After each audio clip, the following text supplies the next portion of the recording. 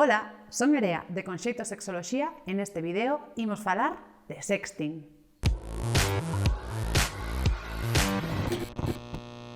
O sexting é o envío de contido erótico a través de internet con outra persoa ou persoas e, por decisión, libre. É dicir, de xeito consensuado e voluntario. Provén da unión da palabra sex e texting, é dicir, sexo e mensaxería. O sexting é unha práctica erótica máis dentro da sexualidade.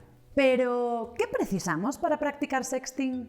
Precisamos un dispositivo digital, normalmente un teléfono móvil, acceso a internet e ganas de realizalo, tanto nosas como das persoas coas que estamos compartindo este contido. O que compartamos poden ser imaxes, vídeos, audios, mensaxes e todas as posibilidades que se nos ocurran. Calquera persoa pode realizalo, con independencia da súa idade, condición ou característica. Non é un delito, non é algo malo, as persoas que participan non son menos responsables ou sensatas por facelo, pero, ao igual que no resto das cousas, temos que aprender a xestionalo para evitar riscos innecesarios. A que antes de cruzar a rúa ollamos para os dous lados? Pois na sexualidade, ollar para os lados é importantísimo. As persoas que deciden practicalo poden facelo por infinitas razóns, por diversión, por exploración, por innovación, por comunicar o noso desexo. As razóns son infinitas. O importante é que fagamos dende o noso desexo e non por complacer a outras persoas. A sexualidade sempre debe ser libre e por decisión propia. Se non te sintes segura, seguro ou segure para facelo, non o fagas, non é obrigatorio e ninguén vai pasar lista. El chascarrillo. Que cousas non son sexting? Non é sexting gravar a outra ou outras persoas nun encontro erótico sin o seu consentimento. Non é sexting tampouco compartir sin consentimento contido erótico que outra persoa nos enviou. Isto é un delito. Tampouco é si presionamos a algunha persoa para que nos envíe algo que non quere enviarnos. Nin enviar contido erótico a outra persoa que non desexa recibilo. Non é sexting tampouco compartir de xeito público ou nunha red social contido erótico. E, por suposto, non o é que a nosa exparella comparta ou ameace con compartir o noso contido erótico con outras persoas co obxectivo de facernos dano.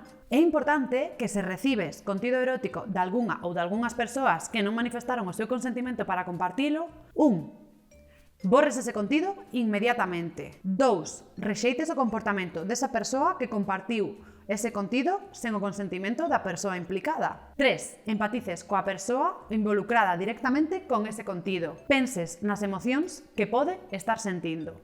Ira, vergoña, frustración, enfado. Se crees que se está cometendo un delito ou que esa persoa non está ao tanto, denuncia. Lembra que é unha práctica erótica máis, así que, se decides de xeito libre realizala, ten en conta estes consellos para facelo dun xeito seguro. Ten por seguro que realmente o desexas e non o fas para complacer a terceiras persoas. Se é así, non o fagas, non é obrigatorio e tes milleiros de xeitos de explorar a túa sexualidade. E se esas persoas non o entenden, probablemente non sexan as axeitadas. Pensa, antes de enviar ese contido, que queres transmitir e como o queres facer. Trata de que non se che poda recoñecer. Evita a cara, marcas de nacemento, piercings ou tatuaxes que che identifiquen. Evita tamén este tipo de cousas polas que poderían saber que eres ti. Pois unha fotografía de fondo, un cuadro que é claramente teu, a túa habitación, os teus peluches. Quita tamén os abalorios ou accesorios, pendentes, colares, cos que poidan saber que eres ti. E lémbrate de eliminar todo o contido cando termines esa práctica erótica. Nunca sabes se podes esquecer o teléfono móvil no sofá e alguén pode collelo.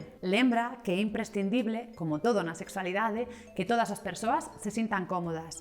Así que non teñas medo de expresarte, de marcar os teus límites e de dicir cando algo que estás facendo non che fai sentir ben. Utiliza a túa imaginación. Lembra que o que mostres pode ser máis ou menos explícito ou máis ou menos suxerente. Ten presente que ao enviar este contido a través de internet perdemos certo control sobre el, así que pensa ben que queres expresar e como facelo. E se decides facelo, utiliza plataformas que sexan seguras. WhatsApp, Facebook ou Instagram non son bons medios. E se decides realizar sexting, lembra que é algo privado. Isto debe quedar entre as persoas que participan e ninguén máis. Respeta a intimidade do resto. Se sintes que o contido erótico que enviaches se che foi das mans ou se hai alguén que che está ameazando ou forzando a enviar algo que non queres, lembra que non é a túa culpa e que non has de sentirte mal por elo. Ti non estás facendo nada malo. Quen está facendo algo malo é esa outra persoa. Busca a axuda de persoas adultas nas que confíes e denuncia para que isto termine canto antes. Non estás solo, sola, nin sole.